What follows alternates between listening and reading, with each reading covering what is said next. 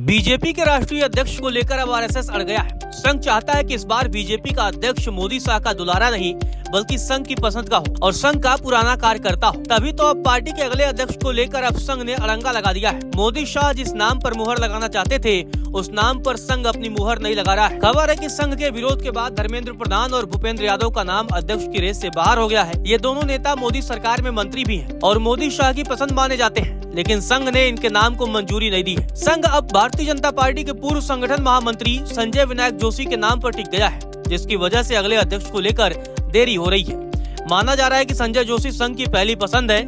संजय जोशी के पास संगठन में काम करने का लंबा अनुभव है। अटल आडवाणी के दौर वाली भारतीय जनता पार्टी में वह बीजेपी के राष्ट्रीय संगठन महामंत्री भी रह चुके हैं। गुजरात में पहली बार बीजेपी की सरकार बनवाने में भी उन्होंने अहम भूमिका निभाई थी। हालांकि मोदी शाह नहीं चाहते कि संजय जोशी पार्टी के अध्यक्ष बने, लेकिन संघ संजय जोशी के नाम पर अड़ गया है।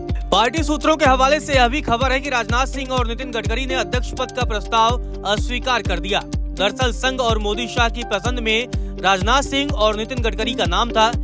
इन दोनों के नामों पर न तो संघ को आपत्ति थी और न ही मोदी शाह को, क्योंकि दोनों पार्टी के दिग्गज नेता हैं। मोदी सरकार में दोनों मंत्री हैं। इसके अलावा राजनाथ सिंह और नितिन गडकरी दोनों बीजेपी के राष्ट्रीय अध्यक्ष भी रह चुके हैं। राजनाथ सिंह की अध्यक्षता में ही 2014 में पहली बार बीजेपी की पूर्ण बहुमत वाली सरकार बनी थी। दोनों को अध्यक्ष पद ऑफर किया गया, लेकिन दोनों नेताओं ने अध्यक्ष बनने से मना कर दिया। बीजेपी अध्यक्ष की रेस में मोदी शाह की पहली पसंद भूपेंद्र यादव और धर्मेंद्र प्रधान थे, लेकिन संघ ने इन दोनों नामों को मंजूरी नहीं दी। खबर है कि मनोहर लाल खट्टर के नाम पर अमित शाह सहमत नहीं है। संघ भी खट्टर के नाम पर मुहर नहीं लगा रहा है। इसके अलावा शिवराज सिंह चौहान के नाम की भी खूब चर्चा है, लेकिन उनके नाम पर मुहर लगना अभी संभव नहीं दिख रहा है, क्योंकि शिवराज सिंह चौहान केंद्र सरकार में बतौर कृषि मंत्री एक्टिव है। इन सब नामों के बीच संजय जोशी इकलौते चेहरे हैं जिस पर संघ अपनी मुहर लगा चुका है।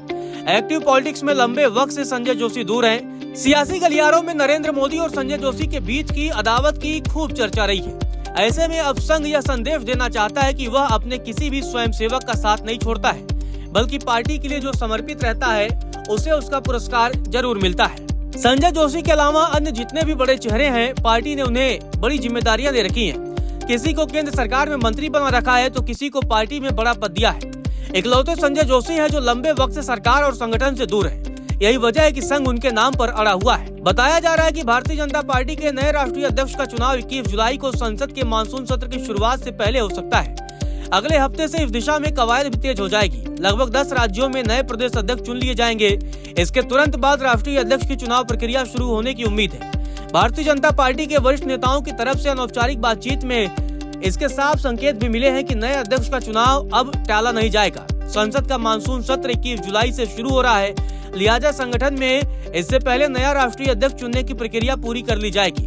दरअसल बतौर राष्ट्रीय अध्यक्ष जेपी नड्डा का कार्यकाल जून 2024 को खत्म हो चुका है। वह एक्सटेंशन पर हैं, वहीं वह केंद्र सरकार में मंत्री भी हैं। इस वजह से भाजपा जल्द नया अध्यक्ष चुनने की तैयारी में जुटी है। 15 अगस्त के बाद बिहार चुनाव को लेकर हलचल शुरू हो जाएगी, इसीलिए भाजपा इससे पहले नया राष्ट्रीय अध्यक्ष चुनना चाहेगी, क्योंकि बिहार के विधानसभा चुनाव नए राष्ट्रीय अध्यक्ष को लेकर असमंजस की स्थिति में नहीं रहे। पार्टी सूत्रों का कहना है कि 10 प्रदेश अध्यक्षों को लेकर तेजी से काम हो रहा है। 21 जून तक कई प्रदेशों में नए अध्यक्ष चुन लिए जाएंगे, जिसके बाद राष्ट्रीय अध्यक्ष की चुनाव प्रक्रिया शुरू हो जाएगी। अब देखना दिलचस्प होगा कि बीजेपी के नए राष्ट्रीय अध्यक्ष के पद पर किस नाम की मुहर लगती है।